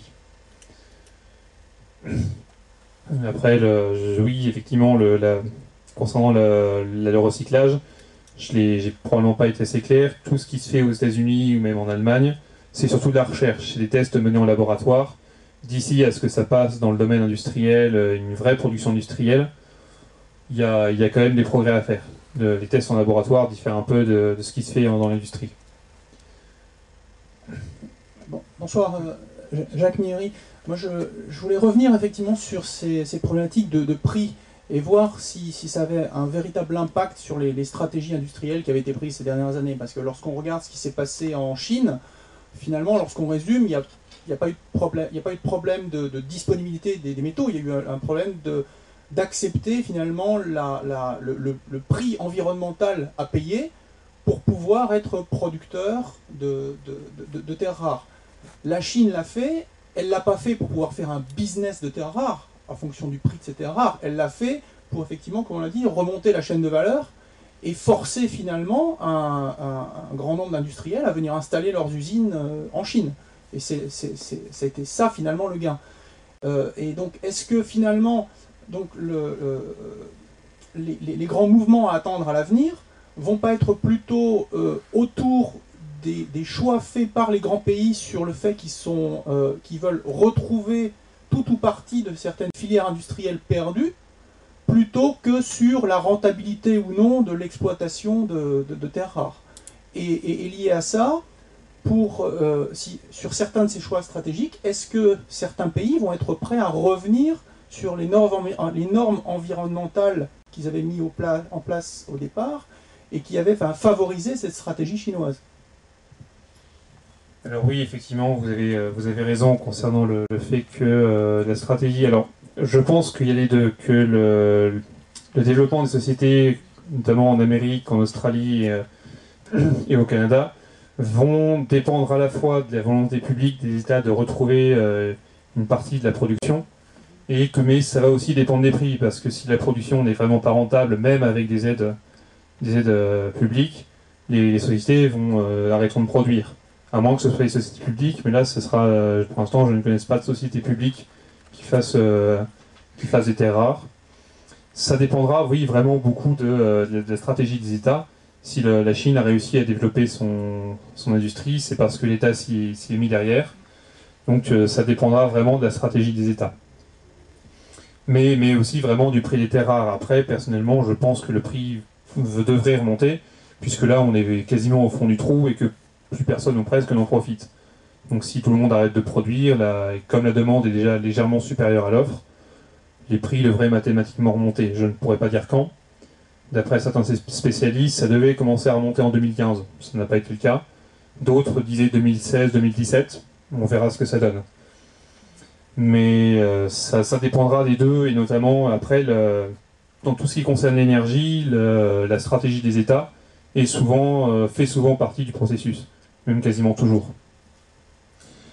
Après, le fait de revenir sur les normes environnementales, là je n'en sais rien du tout. Quand Molycorp a recommencé à produire à Mountain Pass, les Américains n'ont pas changé leurs normes environnementales, pour autant que je sache. Donc le Canada, ça m'étonnerait qu'ils le fassent, surtout qu'ils sont assez impliqués sur la question. L'Australie encore moins, ils sont assez très sévères sur leurs normes environnementales.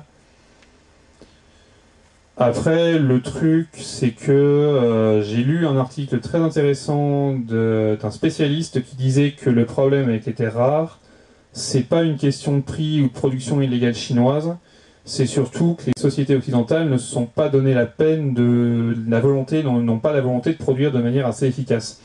Lui parlait plutôt de la production illégale, mais on peut transposer au niveau des prix.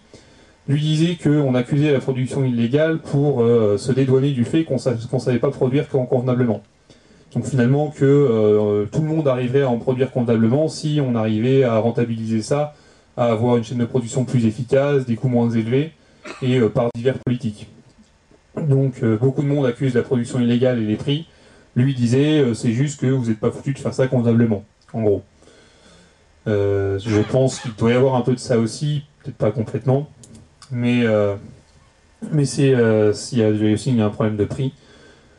La suppression, le changement de normes environnementales, j'en sais vraiment rien. De la part des Américains, peut-être, même si ça m'étonnerait, du moins pas sous Obama. Si Trump passe, peut-être, j'en sais rien.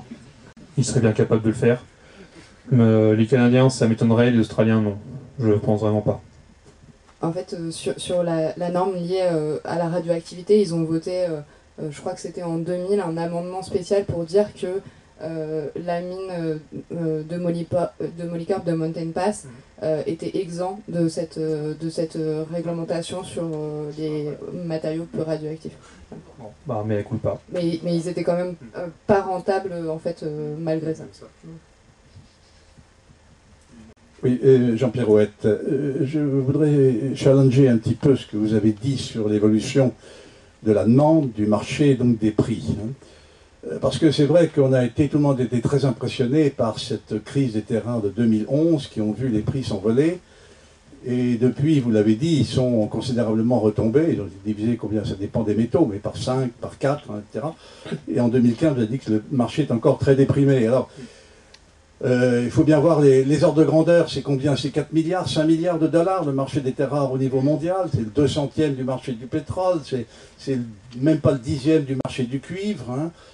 C'est quand même pas énorme. Les quantités, j'ai le chiffre 2010, en 2010 on avait consommé 118 000 tonnes, bon maintenant 140, c'est quand même pas extraordinaire comme poussée. Alors il y a toujours des prospectivistes qui disent on va faire 240 000 en 2020.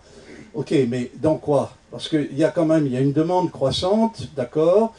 Il ne faut pas s'imaginer que du côté des renouvelables, ça va continuer à croître énormément. On voit bien l'infléchissement des engagements en matière d'éolien dans le monde.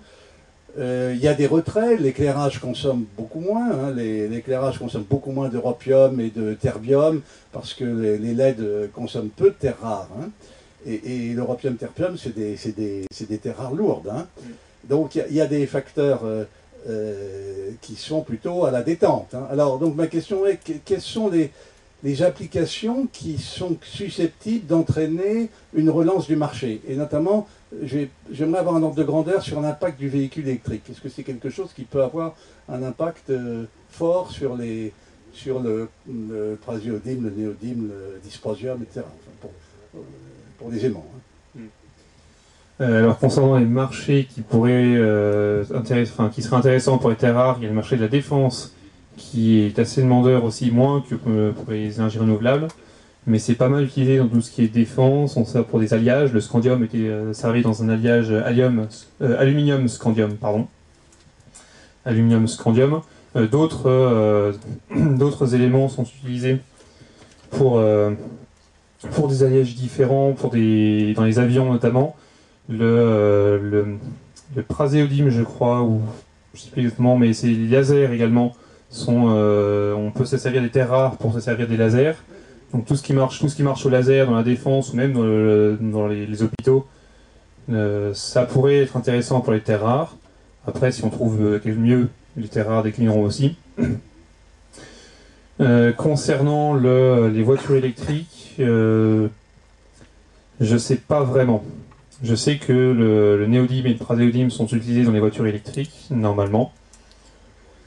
Le marché pourrait être porteur. Monsieur Meneux nous avait bien expliqué en cours il y a quelques années que les Chinois étaient en train de mettre en place un marché de véhicules électriques qui pourrait être très intéressant. Mais j'ai pas d'idée d'ordre de grandeur. Alors, ce que je veux dire, c'est que s'il n'y a pas un marché de masse, il n'y a aucune raison que les terres rares repartent à la hausse, quoi. Il y a des marchés de niche, mais le laser, c'est pas nouveau. C'est quand même 50 ans et plus qu'on fait des lasers. Hein. Donc c'est pas ça qui va entraîner une révolution. Oui, effectivement. Moi, je pense que pour les véhicules électriques, ça va pas être le cas non plus, parce que en fait, dans les véhicules électriques, il y a deux choses. Il y a les batteries. Bon, mais les batteries, il y en a aussi qui n'ont pas besoin de terres rares. Et puis la batterie est quelque chose qui est en complet développement. Enfin, dans 10 ans, on aura complètement probablement changé peut-être de technologie, j'en sais rien, mais de façon de produire. Et en ce qui concerne le moteur, comme on l'a dit tout à l'heure, on n'est pas obligé d'avoir des aimants permanents. Donc, effectivement, on ne va pas avoir un marché qui va se développer énormément. Donc, la terre rare ne va pas être entraînée par la voiture électrique, probablement pas. Oui, j'ai quelques chiffres là-dessus. Hein. Une voiture normale utilise entre 1,5 kg et 2 kg de terres rares. Le problème, c'est les modèles hybrides, où on consomme de 15 à 20 kg de terres rares. Dans les voitures aussi, je sais qu'on utilise un peu de terres rares dans les pots catalytiques. Il y en a un peu, du néodyme notamment, ou les voitures normales. Il y a un peu de pots catalytiques. Pour les voitures hybrides, je ne sais pas exactement, dans le moteur, les batteries certainement. Moi je voudrais vous poser une question au niveau des propriétés physiques et mécaniques. On a parlé au départ que on utilise ces éléments pour différentes, monsieur Argenson a cité propriétés catalytiques, optiques, ductiles, magnétiques et autres. Donc si on utilise ces éléments, c'est avant tout pour ces propriétés à la base. Et puis voilà.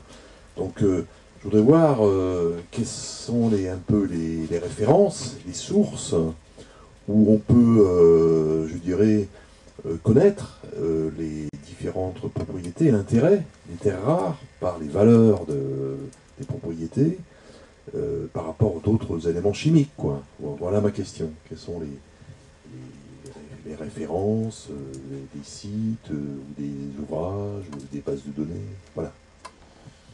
Alors pour les sites, si vous parlez l'anglais, l'USGS fait beaucoup de travaux sur la question, c'est une référence dans le domaine. Le BRGM en français, sinon, fait beaucoup de travaux également. Le bureau. Pas sur les aspects minéraux. Je parle bien des propriétés physiques, etc. Chimiques. Oui, normalement, il travaille surtout dans géologiques ou miniers. Hein. D'accord. Sinon, il y a la Société chimique de France qui doit travailler également dessus. Je connais pas tout. Investor Insight, Investing News, a priori non, parce que c'est surtout approvisionnement qui produit ou quoi. L'USGS, le BRGM notamment. Le BRGM a fait une recherche sur la question, un peu dans le projet Aster notamment, qui visait à voir qu'est-ce que c'était que les terres rares et en quoi c'était critique pour l'Union européenne. Je connais pas vraiment le sujet, mais je vous conseille l'USGS et le BRGM. Alors, moi je pourrais donner, parce qu'il y a une étude européenne qui a été faite, qui est assez importante et qui... Quelle est la référence de cette étude? Je te la donnerai, je ne l'ai pas en mémoire là, et qui permet effectivement, ils ont regardé technologie par technologie, quelles sont les terres rares utilisées, et in fine de cette étude, ils disent, mais en fait, toutes ces terres rares utilisées aujourd'hui, probablement que demain, on pourra ne plus les utiliser parce qu'on aura, on aura d'autres technologies qui permettront. Donc, l'avenir, l'utilisation des terres rares n'est pas quelque chose d'absolument indispensable pour l'avenir. Mais aujourd'hui, oui. Enfin, voilà, c'est ce qu'ils disent. J'aurais une toute petite question de compréhension. Quand on parle de terres rares lourdes et de terres rares légers, on a vu un tableau, on a les éléments en question. Qu'est-ce que c'est simplement un rappel du terme lourd, léger? Qu'est-ce que ça veut dire? Les terres rares lourdes sont les terres rares qui sont les moins présentes dans l'écorce terrestre. Et c'est aussi parce que les terres rares lourdes, suivant leur... dans le tableau de Mendeleïev, sont celles qui ont le numéro chimique le plus lourd, le plus élevé, alors que les terres rares légères ont celles qui ont le numéro le moins élevé. Okay. La masse chimique la moins élevée. Et qui sont aussi le plus présent. Simplement pour enchaîner sur ce que mon voisin vient de dire, et avec ce que j'ai dit précédemment, je pense que ce qui est miraculeux dans ces terres rares, c'est les usages nouveaux, les propriétés assez étonnantes que certaines d'entre elles possèdent, qui ont fait qu'on a pu faire des lasers, de l'éclairage, des aimants, etc. Et là, il y a effectivement un champ d'investigation. Alors moi, je n'y connais rien, mais j'ai lu que le gadolinium pouvait permettre de la réfrigération magnétique. Bon. Et donc, des systèmes de conditionnement statique, il paraît que c'est un axe intéressant qui serait là une rupture, vraiment un marché nouveau, important. Et ça, c'est intéressant, effectivement. J'avais une remarque à faire. Il existe un laboratoire du CNRS à Grenoble qui est assez intéressant et qui bosse pas mal sur l'impact des technologies d'information, enfin des relations entre les terres rares et les technologies d'information. Donc, ce site-là du CNRS est assez complet sur la question. Alors, je ne me souviens plus du nom. Et puis, je voulais faire une petite remarque aussi sur le fait que dans les technologies d'information, en ce moment, je vois pas très bien comment les terres rares ne sont pas en diminution. On a eu quand même, il y a 10 ans ou 20 ans, des téléphones portables, il n'y avait que 10 ou 20 métaux différents, il y en a 60. Et j'ai l'impression que la tendance, elle est quand même à la complexité. Je suis pas sûr que dans l'éthique, on arrive à se passer de ce genre de matériaux, quoi. Moi, je vous rapportais juste ce qui est la conclusion de cette étude européenne, dont on mettra le titre sur le site internet. Oui, pour mieux cerner effectivement où il y en avait et ce qu'on en faisait, pour que tout le monde soit bien au courant. Moi, je suis pas trop au courant, donc c'est pour ça que ça aurait été plus bien. Mais bon, peut-être qu'on pourrait faire une conférence future. Si on remet le tableau que j'ai, le tableau que j'ai extrait de cette étude. Donc ça, c'est une des conclusions de cette étude pour dire, bon, il n'y a donc pas que les terres rares, il y a aussi tous les autres matériaux qui peuvent être en plus ou moins grande quantité, avec les technologies qui sont associées derrière. Donc on reparle effectivement de l'éclairage et de choses comme ça. Mais dans l'étude, il y a tous ces éléments sont complètement détaillés pour dire à quoi ça sert. Je veux juste savoir si on avait une idée de la réserve de terres rares. Surtout le truc, c'est qu'ils mènent beaucoup d'explorations sur le sujet, donc je sais qu'une bonne partie des dépôts sont surtout en Chine. On en trouve maintenant ailleurs, mais j'ai pas le chiffre exact, navré. Moi, ce que je suis un peu étonné dans les chiffres que vous avez donnés, c'est la précision de certains chiffres. Ça, je suis.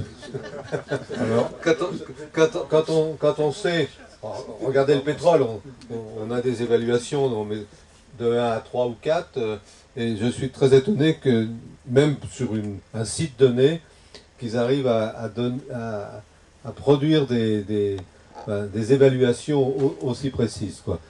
Je pense que ça, c'est fait pour les investisseurs, de façon à les attirer, mais c'est probablement loin de la réalité. Alors ça dépend pour les chiffres qui concernent les Chinois. Comme eux, ils ont des quotas officiels généralement, au moins pour leur production officielle, les quotas de production reflètent la production à peu près. Surtout qu'en plus, comme ils l'exportent et qu'ils la consomment, on peut savoir à peu près que c'est à peu près la réalité. Pour les sociétés, il faut distinguer dans leur rapport les la quantité estimée, la quantité mesurée et la quantité présumée. Donc ils indiquent toujours beaucoup et alors la quantité mesurée, elle, c'est ce qu'il y a vraiment, ils sont en mesure de fournir les chiffres. Après, tout ce qu'il y a à côté, que ce soit l'estimé ou la présumée, là c'est beaucoup moins sûr, ils indiquent une marge d'erreur importante. Donc ils ont des chiffres assez précis, mais ils indiquent aussi qu'il y a une marge d'erreur possible. Oui, c'était un peu une question à prolongation de celle qui vient d'être posée. Sur les terres rares, il n'y a aucun pic de production qui est prévu ou je dirais dans moins de 50 ans sur aucune des terres rares que l'on connaît pour l'instant.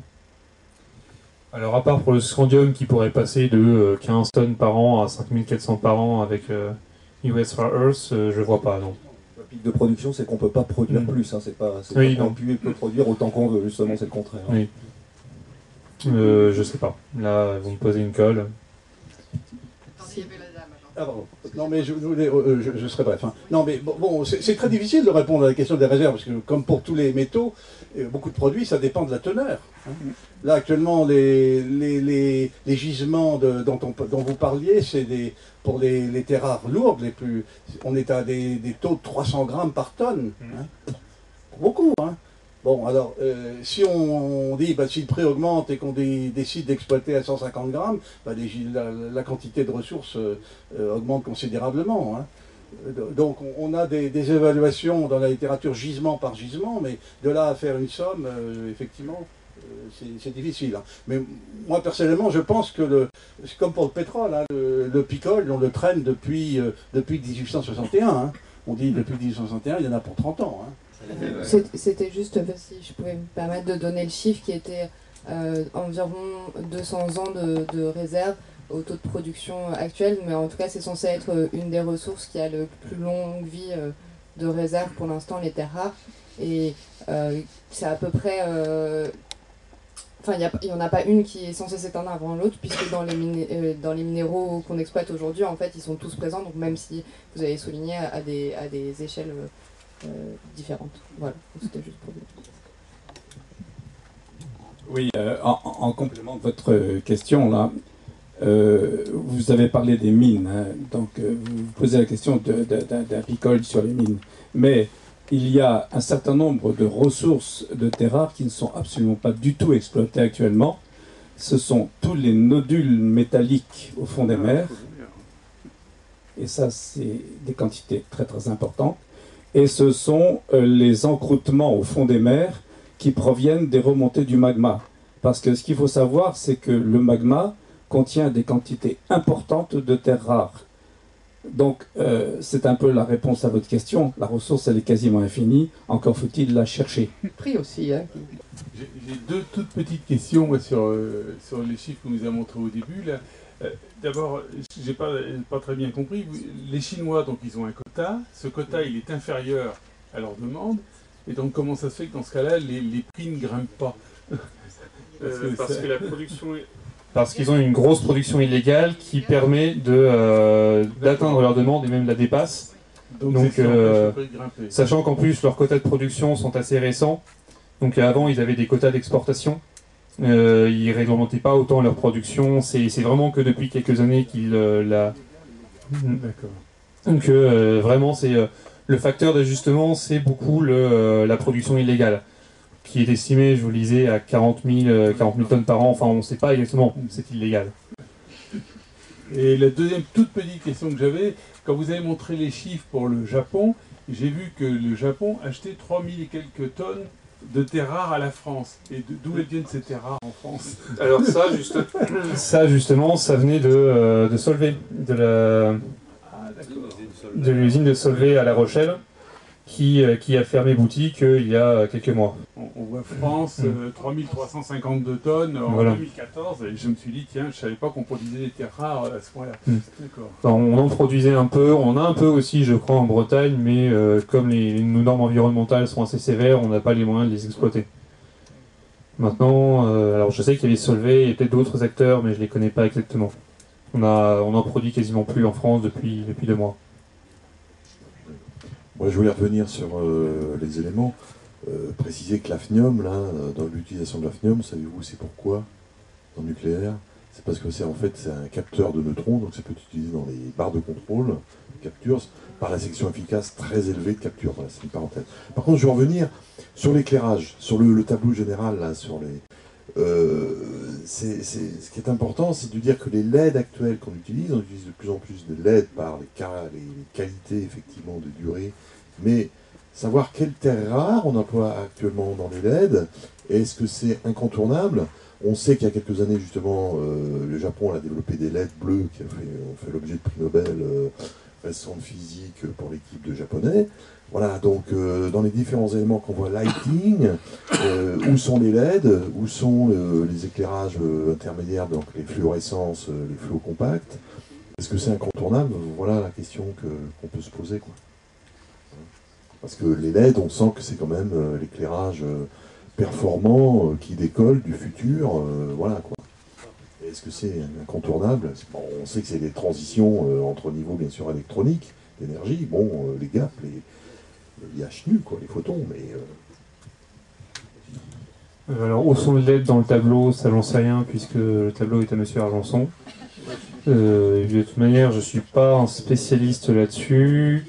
Est-ce que les terres rares vont rester nécessaires pour l'éclairage, pour les LED? Vous trouvez peut-être effectivement.